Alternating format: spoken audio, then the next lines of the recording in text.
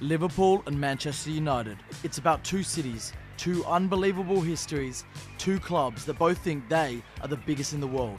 There's a lot of ego at stake. So said the famous social commentator Lee Sharp, and he definitely had a point. Long before the provocative badge kissing, the bone-crunching tackles and the handshake snubs, this rivalry was forged in the ashes of the Industrial Revolution.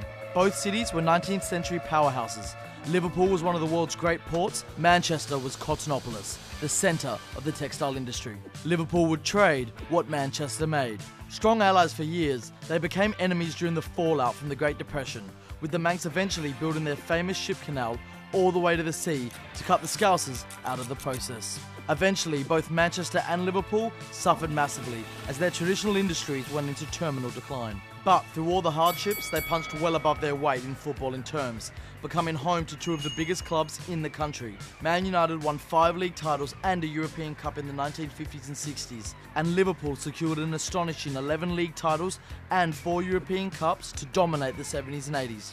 In the simplest terms, this is where the rivalry started to become the one that we know today.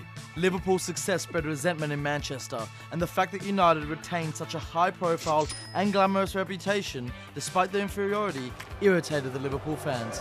And so it was during this period tensions started to rise. Perhaps the most shocking incidents in the fixture's history came in 1985, when Ron Atkinson's United team were welcomed to Anfield for a league game with a tear gas attack, as well as an FA Cup semi-final between the two, which saw 2 fans get stabbed and a flare fired into the United section. Whilst there's been notably less chemical warfare since then, the hatred has never dimmed. And at the end of the 80s, the attitude of United's new young Scottish manager would come to define the relationship between the clubs.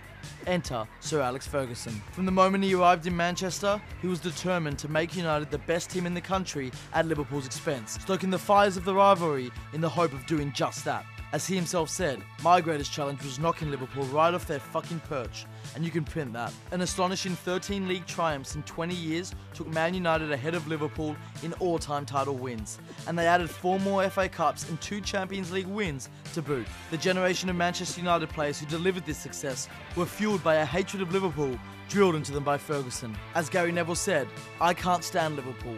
I can't stand Liverpool people. I can't stand anything to do with them." A young Steven Gerrard was instilled with a similar feeling by his old man, learning the hard way after innocently trying on a Brian Robson shirt. "My dad looked out and went ballistic. He wasn't having his kid drag the Gerrard name through the gutter.